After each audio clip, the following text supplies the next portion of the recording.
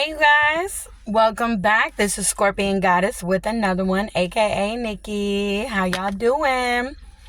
Today's video is about henna for hair, and I am so excited. I freaking love henna. It's the best, okay? And you're about to find out why. So I took some notes so I don't forget the major important things. But before I get into that, I want to briefly explain what is henna. So henna is a plant that comes from India, okay? And basically they just pluck the plant when it's done growing and they dry the leaves out completely. And then they grind up those leaves very, very, very fine into a finely ground powder. And it is like a bright, almost neon green color powder. And then basically you just, when you go to use it and apply it to your hair, you heat up some hot water. You can boil some water in a pot. That's the best way to do it. Or you can microwave some water if you don't want to boil it for whatever reason. Okay, so you get your water. You don't want to scalding hot, obviously, but a little more than just regular warm, because it helps release all of the stuff that's in the plant when it heats up a little bit to reap all of the benefits, okay? Excuse me. So, yeah, you put it in a bowl. You add the hot water or warmish hot water, right? And you mix it up and it makes like a thick paste. So then you put it on your hair and it works magic. Magic, I tell you. I'm so serious though. But henna deposits color to the hair, right? So it's a natural pigmentation. And it also has a lot of health benefits for your hair, the pH level of your scalp, and all of your scalp health, okay? And it's also a hair mask, right? So it does glorious things for your hair and your scalp, okay?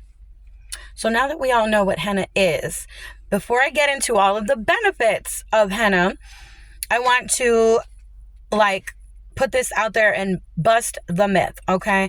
A lot of people, especially cosmetologists that go to college for hair, will tell you, oh, henna's bad for you. It will turn your hair green. It will make your hair fall out, blah, blah, blah. That, it can happen, but there is a reason why it happens. And it does not normally happen. So no, the thing is, you cannot mix any chemical dyes or bleaches with the use of henna products.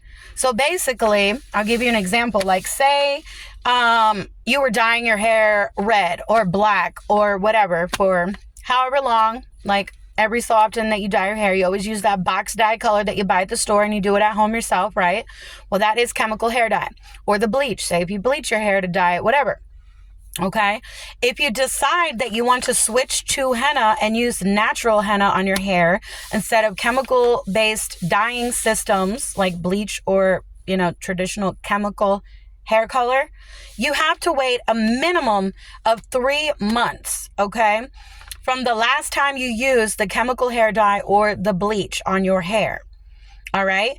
And the reason for that is within that 3-month time frame, okay, that gives your hair and your scalp plenty of time for the residue of those chemicals to completely wash off of the vital parts of the hair that the henna is going to consume when you start using the henna. So as long as you wait that 3 months, you're golden. Your hair is not going to turn green and your hair is not going to fall out. I promise you. I have been using henna on my hair for 10 years now. And, there's a reason why I've been using it for so long, because it is so absolutely powerful and it works. Okay. It really, really, really does. It's amazing stuff. Okay. So the people whose hair turned green or fell out was because they did not wait that full 3 months before switching to the natural products, okay? Because the reality is chemicals are not good for us. They're not good for the environment. They're not good for animals. They're not good for us to breathe or eat or consume or slather all over our hair, body in any shape, way, or form, okay? And it is a very bad toxic addiction that we must, as a human race on this planet, period. Doesn't matter what country or where we are. All of us have to stop using chemicals at some point. Otherwise, we're going to continue to get sick and suffer, okay? In many different ways, and our environment as well, and the natural world, like all of our animal kingdom and systems. So this is part of the purpose of my channel, to help, show that there is a better way, a natural way that is healthier for us and the planet, and that, it's just a matter of, sorry, I had a phone call. It's just a matter of, switching to products that are natural from nature that do not have chemicals. Okay, so the main benefits of using henna on your hair are, it has antifungal properties, which effectively battle dandruff by calming the scalp and irritation. It reduces microbial growth on the scalp also. So different types of skin funguses that can form in your scalp. It helps get rid of all that kind of stuff. And it definitely keeps away dandruff. I know that for a fact. But also the other thing that helps get rid of dandruff is not using chemical shampoo and conditioner. You have to get natural shampoo and conditioner also, which I briefly mentioned in my top skincare products video. Was majority of dandruff is caused by residual chemicals from shampoo and conditioner that stay on our scalp. Okay, so that's that. It is packed with antioxidants, okay, which protects the hair from environmental, nasty stuff. And also it protects it from oxidative stress, okay? And the antioxidants in there is what helps with premature gray hair. It stops gray hair from coming quickly.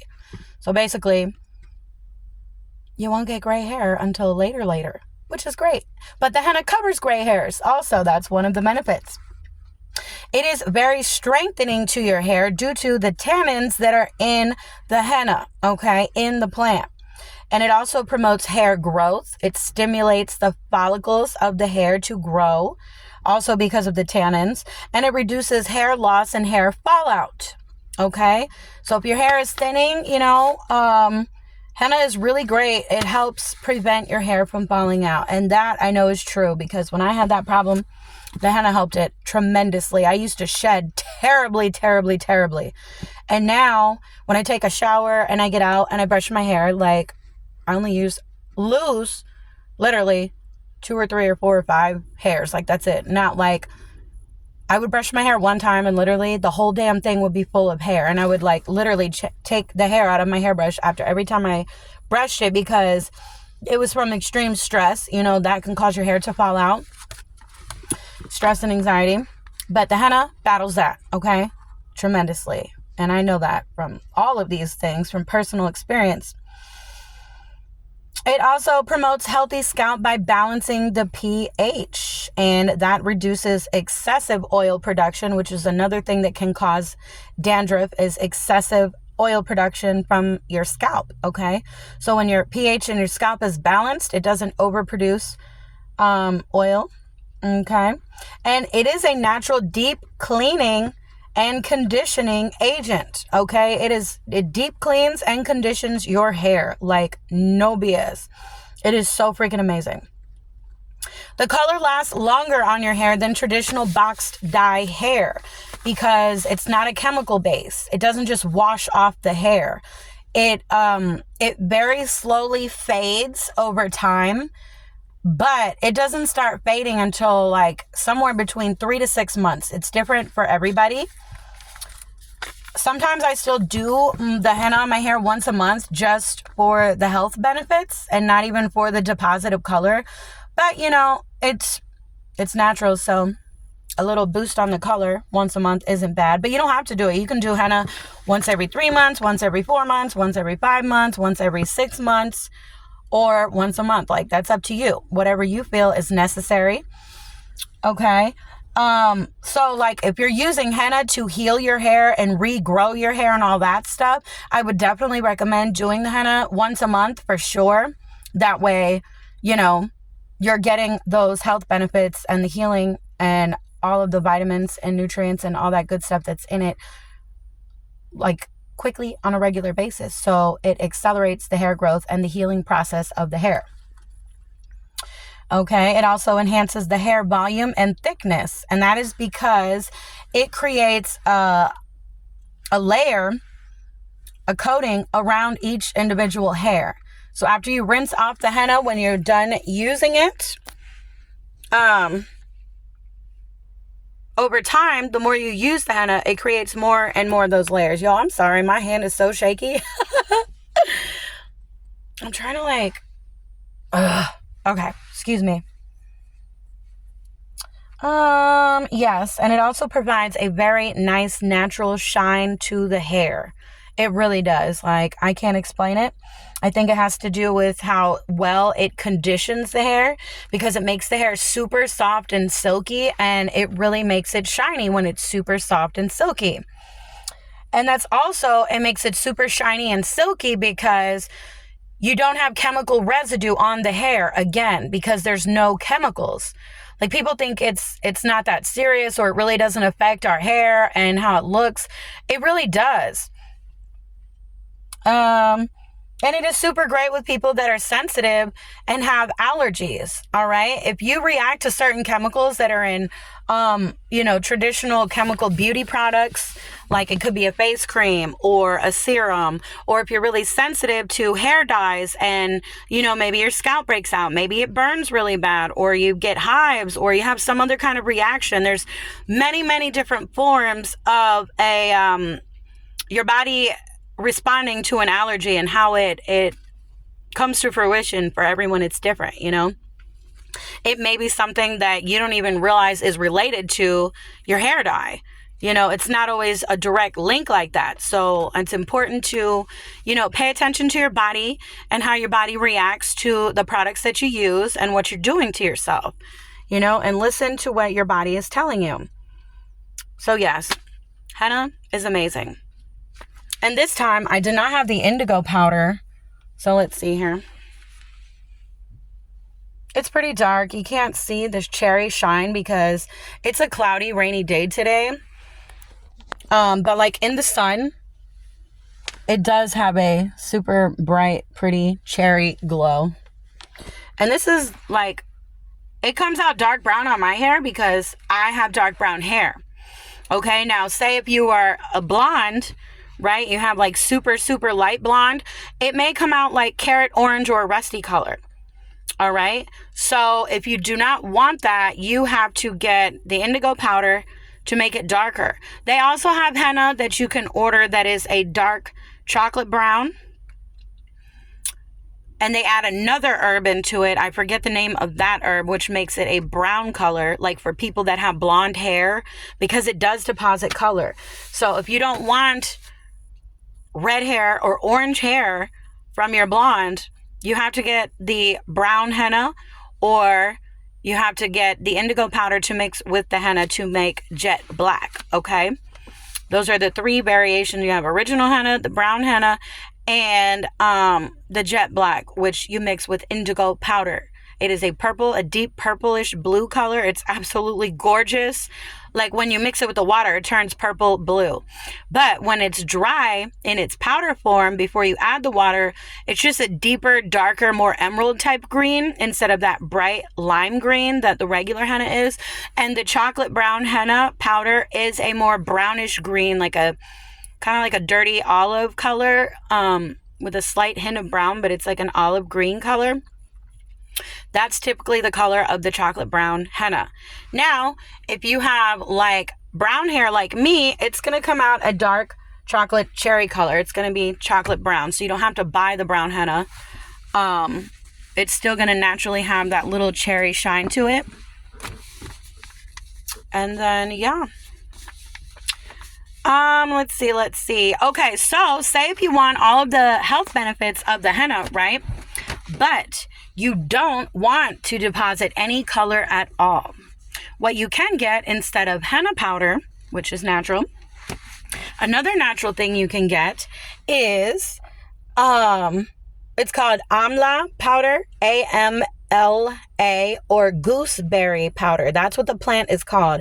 It's the gooseberry plant, but they also call it amla. So either gooseberry powder or amla powder.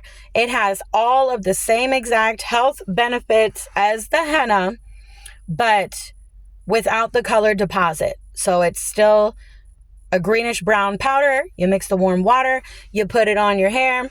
Now, when you're doing the amla powder as a hair and scalp mask, which is a beauty treatment in the Ayurvedic healing system, you don't leave it on as long as henna. Henna you leave on 5 to 6 hours, okay? Because again, it is a natural pigmentation. So, and people are like, oh my God, that's ridiculous. It's crazy. It's really not that big of a deal. It's so not. Just pick a day the day that you do it, like once a month or once every 2 months or 3 months, however often you're going to do it. Pick a day that is your day off so you don't have to go to work, and a day that you're going to be home all day, maybe cleaning, doing laundry, doing stuff around the house. A day that you're planning on staying home all day, you can do it on that day, and it really doesn't matter. Or like, say you still have to run errands or do something and you have to go out and you don't want to look crazy with this stuff on your hair. Because when you get it on your hair, I'm not going to lie, it looks like mud. And that's pretty much what it is. It's not dirt. It is like a plant crushed up, but it looks like mud. But if you keep your splattered t-shirt on, it looks like poop all over your t-shirt. Or you dunked your head in some chocolate or some poo-poo, okay? But, it is freaking liquid gold for your hair and your scalp. And I would highly recommend it. Also, when I do it, I do my eyebrows also because it does a natural brow tint on your eyebrows. So after you're done applying it to your hair, you're going to take a Q-tip and dip it very neatly only on the tip of the Q-tip. And then you're going to very precisely and carefully apply it on your eyebrow. Now, if you get it outside of your natural eyebrow, you're going to want to have a piece of toilet paper or a baby wipe or something like that handy, so you can quickly just wipe it off of your skin and then reapply it to the line of the brow. And make sure that it is your exact shape, because henna will stain the skin and deposit color to the skin. It is the same henna that the Indian ladies use to do those beautiful henna designs on their hands. So it will stain your skin like an orangey brown color. And if you don't wipe it off, like as soon as you're done putting it on your eyebrow, it will stay there for like weeks, okay? So, yeah. But also another positive thing about henna is, like, after you're done applying it and you've done your eyebrows and whatnot, it is so quick and easy to clean up.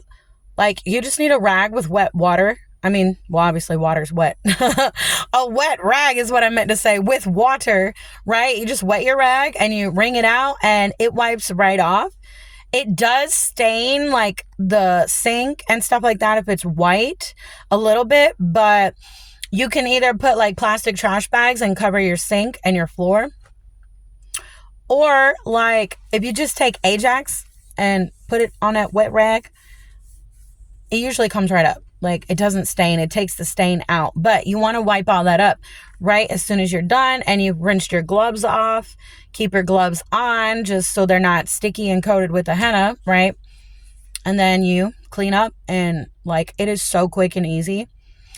Another tip that I want to tell you, don't make the mistake that I made, which is I was mixing my henna way, way, way too thick. When I first started using henna. So like, honestly, the first like 3 years ish that I was using henna on my hair, I was mixing it way too thick. Like, so the problem with that is it doesn't harm your hair at all. It's just harder to rinse out when it's time to rinse it out. And like what I do, I just get in the shower. And so basically you want to mix it kind of like pancake batter, but not too thick. You want it just a little, not runny, because then it's going to be dripping down your face and your neck and all that. You don't want it runny. You still need it a little thick, but you want it thin enough to where it's, a really good consistency, and you'll see what I mean. So in the beginning, when you're first using henna and learning how it works, it's going to take you a few tries to get the consistency just right. Now I've got it down so perfect. In the future, I will record a video of me applying the henna, mixing the henna, first of all, and applying the henna to your hair and how I do it. I don't use a hair dye brush, like, you know, like those little wide brushes that you paint on the hair dye with. You can use that. I don't use that though, and you really don't have to. It is so easy. And all I do is I put coconut oil all around my neck. I coat my ears, the front and the back, all the way around the back of my neck, my head, everything, coconut oil. And then you apply your henna. So I put the top half of my hair up from here straight up, and I tie it into a little bun on the top of my head. And I do the bottom half first. Kind of like when you straighten your hair, I do the bottom and I go up. I do it the same way with the henna. Okay, it's really easy. So you just start with a section, and with your bowl there and your gloves on. I like to use the heavy duty rubber gloves, but I don't like them baggy on my hands, so I get medium and not large. So that way your fingers are still like skinny, and you can like dip and move your hands around good with the henna on the glove and your fingers. If they're like baggy gloves, it's going to be a pain in the butt. So get gloves that actually fit your hands good. Anyway, so you dip into the bowl with the henna, and you have your section of hair here, and I paint across the scalp line of the hair, and then I hold the hair up and I paint the underneath of it, because I use both of my arms. And then I take the hair in the middle and I pull it out like that, and I run the henna through the hair, and then I hold the hair here, I dip with my other hand, and I like put it on top and keep going down the hair. Like, I will have to make a video and show you my method of application, because it's hard to explain, but if you see it, it is so easy and it makes a whole lot of sense, okay? So that is about applying the henna. Don't make it too thick. It's really easy to apply. And then after I get my whole entire hair done, like completely coated, all of it, and it's done, what I do is I'll take some more henna and I like just coat the ends again, and I go over all of it, a little extra thick layer, just a little, not a lot, because I'm telling you, once you saturate the hair with the henna, it's on there. And then I like bring it to the back and I twist it into a bun at the base of my neck, and I put a hair tie around it, and that's it. So if you have to run errands or whatever, what I would say is, after you put it into a bun with the hair tie in the back of your head, and you cleaned up your skin and stuff, again with the baby wipe, I had put Ajax on my skin, which is not good, but it rinses off. Like, I don't leave it there, obviously, but it will prevent staining. But honestly, you don't have to do that. Only if you got a spot that's been on there, like while you were doing your application process, like on the side of your neck or something like that. You know what I mean? That's when I would whip out the Ajax and just put a little tiny dot on your baby wipe or your piece of paper or whatever. Toilet paper that you're using, paper towel. And so you roll it into a bun, and you can put a do-rag on it or a bandana. I like the do-rag better though, because if you get the one that has the flap and you tie it underneath, like, it covers the bun, and like literally it just looks like you're wearing a head wrap. Like, nobody would ever know you even have henna on your hair. And that's what I do when I have to run errands and go outside of my house and not look like Boo Boo the Fool, okay? Because you can. Let's see here. So yeah, I absolutely love the henna. I've been using it for a really, really, really, really, really long time. It's amazing. Okay, this is the bag I wanted to show you. I forgot. This is the Indian henna that I got. I get it from my local Indian store. You can order it online. Okay. And yeah. When you go to order henna, be careful with ordering henna online. If it's not legit, real Indian henna, read the ingredient list. If it has peroxides or aluminum in it, do not buy it. It is not pure henna. And I'm telling you, this pack right here, this pack is $2.99. It is very cost effective. It's 3.5 ounces of henna. And this is like this is a really small pack compared to the one that I normally get. The one I normally get from over there, he just ordered a different brand this time, which is fine. He ordered, hopefully, I'm sorry, you guys. Somebody kept calling, but it was two different numbers. That was weird at the same time. But what was I going to say?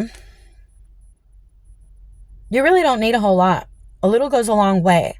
So, yeah, again, once you learn about your hair. The other thing they say about henna is like after you rinse it out and everything and you're good to go, that you should not oil your hair for 3 days after. I tried that a few different times and I really hated it because like hair needs oil, okay? You can't have dry, frizzy hair, which my hair really doesn't frizz. It just gets like, it rains a lot in Florida. You know what I mean? There's thunderstorms and the past few days been raining. It actually snowed in Pensacola 5 inches last night or yesterday. Like that's freaking crazy, but it is super cold in Daytona. But it was like 24 degrees over there. So I believe it. Even in Marietta, this guy showed me a video of his family in Marietta, which is like a couple hours outside to the east more of Florida.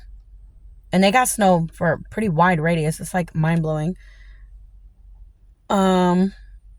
But yeah, only when it rains, like my hair will poof up a little. It gets poofy. There you go. Not like frizzy for real, because that's a different kind of, you know what I'm saying? I don't know. Oh, the henna also prevents your ends from splitting. They don't split and break off. They're healthy and strong and good. So yeah. Y'all get some henna, okay? Try it out. But I will tell you, the longer that you use it, the more benefits you are going to notice with your hair.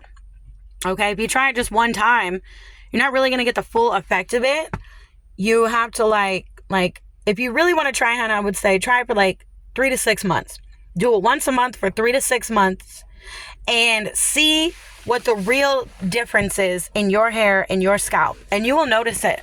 You know, I would say by the second month of using it, you will feel a huge, huge difference if it's really, you know, a lot better for you. I'm trying to think if there's anything else that I missed. I don't believe so. So yeah, that's one of my hair growth tips is the henna. Also, little secret tip here, if you made it to the end of the video, thank you so freaking much. I love you guys. Okay. Natural hair growth oil that is super simple to make and very effective is almond oil. And you're gonna go to the Indian store again and you're gonna get you some fenugreek seeds. Okay, they're little orange. They look like microscopic little rocks of some kind. I have a bag of them. I forgot to bring it with me. But fenugreek seeds, right? You're going to get a jar, put your almond oil in there. You can get a cheesecloth and put a bunch of those fenugreek seeds in there. And then like, you know, twist it up and tie it with a rubber band or whatever, and then put that in your oil. And every day you're going to shake that oil real good. Let it get infused for 6 to 8 weeks. And then you can start using it. And I'm telling you, the smell of it, oh my God, I freaking love it. Or the other way you can do it is you can put your oil in the jar and then put your fenugreek seeds directly into that oil. And you're going to seal it up and shake it every single day. But if you don't use the cheesecloth and keep it in there, sometimes the fenugreek seeds are going to stick to the bottom of the jar. So after you shake it up once a day, and if you notice that there are some that are stuck to the bottom, you're going to get a clean spoon and open it up and you're going to stir it up real good and get all those ones that are stuck to the bottom loose. And you have to shake it every single day, you guys, though, because if not, it will they will just get stuck to the jar. That's all. Like, it's really easy. But if you don't want to have to do the spoon and all that, just do it in the cheesecloth so that way you don't have that problem. But it gets infused into that oil. And I'm telling you, if you guys make that oil, oh my God, it's so freaking amazing. But you could also change the oil. You don't have to use almond oil. But the reason why I like to use the almond oil for that hair oil is because it is a lot lighter of an oil for your hair. So it doesn't weigh your hair down as much as coconut oil or some other oils would. So I really love the almond oil for the hair, especially for that one. Coconut oil is not good to use for that oil because coconut oil solidifies once it gets to a certain cold temperature. Almond oil will not solidify, so it's going to stay a completely liquid oil all the time. So you want an oil that is not going to solidify if it gets cold in your house or wherever you're storing this oil at, okay? And yes, to keep it in a darker jar or a dark area is better. But it's not going to kill the nutrients of the oil like that. So yeah, you could use avocado oil. You could use argan oil, any other kind of super natural oil that you want to use for your hair, like that is good with your hair type and the benefits that you're seeking. Use that oil. Just make sure it doesn't solidify. Okay, you guys, that's pretty much everything that I've had to say about henna. And I hope you really enjoyed this video. Like it. If you liked it, share this video if you want to share this with your friends and your peoples. Yeah, and subscribe. So I will see you next time. Bye. Love and light to you guys.